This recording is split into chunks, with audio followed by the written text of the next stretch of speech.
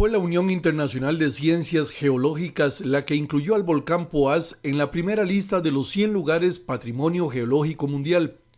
En el mapa que tiene la organización ya aparece el volcán Poás como uno de los sitios.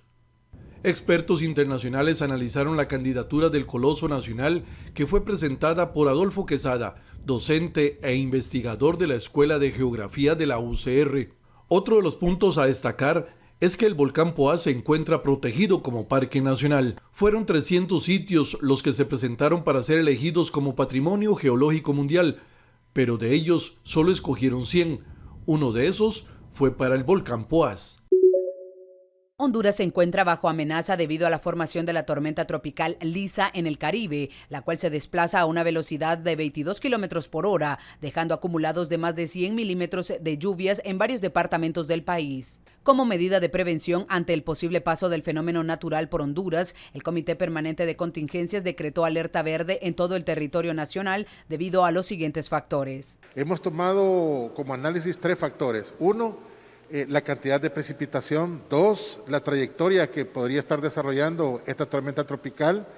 Y 3, el nivel de vulnerabilidad que hay en el país. Para este experto en gestión de riesgo, la vulnerabilidad en la que se encuentra Honduras, debido al paso de las tormentas anteriores, desnudará una vez más la fragilidad del territorio, por lo que se deben tomar todas las medidas necesarias. De acuerdo a los pronósticos de meteorólogos del Centro Nacional de Huracanes, se prevé que la tormenta tropical alcance sobre el miércoles la costa este de América Central, incluso fortalecida como un huracán.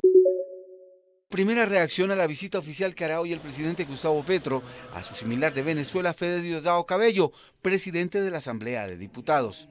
El embajador Benedetti está aquí y nosotros tenemos a Plasencia en Bogotá. Claro que estamos dispuestos a colaborar con lo que sea porque la paz de Colombia es la paz de nuestra y es la paz de América. Que venga el diálogo con el presidente de Colombia, bienvenido el diálogo. Muchas cosas pendientes. Imagínate cuánto tiempo hacía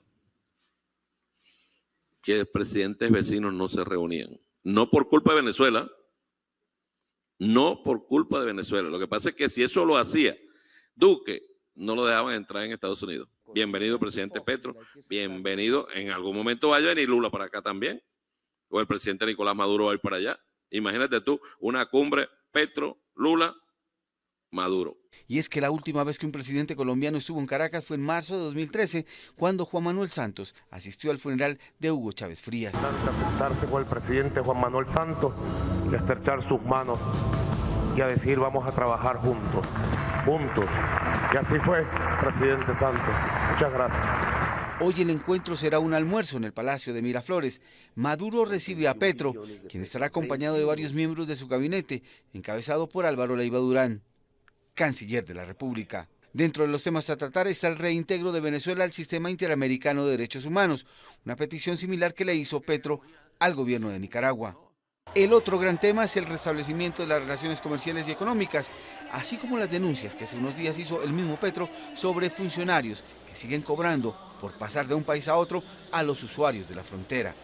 Y la economía sigue pasando por la trocha, porque allí uniformados, funcionarios de allá y de acá están cobrando la comisión.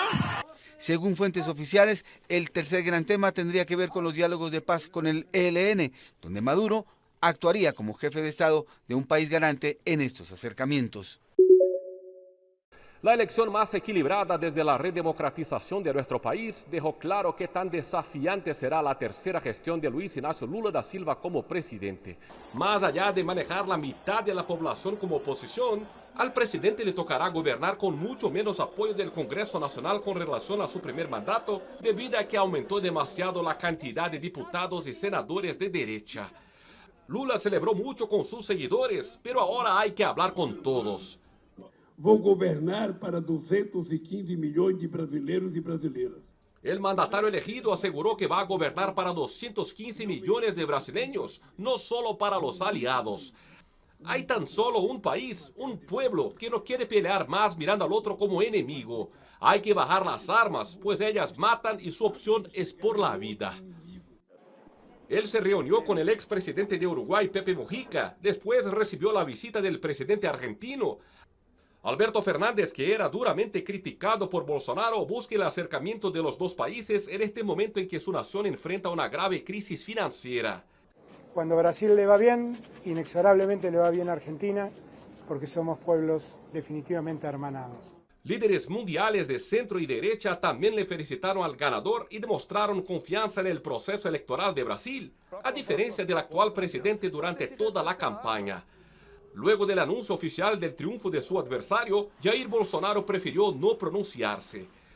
Fuertes opositores a Lula, como el ex juez Sergio Moro, pieza clave en los procesos que lo llevaron a la cárcel, reconocieron su triunfo. Comandantes militares aconsejaron al mandatario que haga lo mismo. Lamentación de un lado, fiesta en otro. Ya decía Winston Churchill, la democracia es el peor sistema de gobierno a excepción de todos los demás que se han inventado. Desde São Paulo, Brasil, Dan Cister para Telearuba.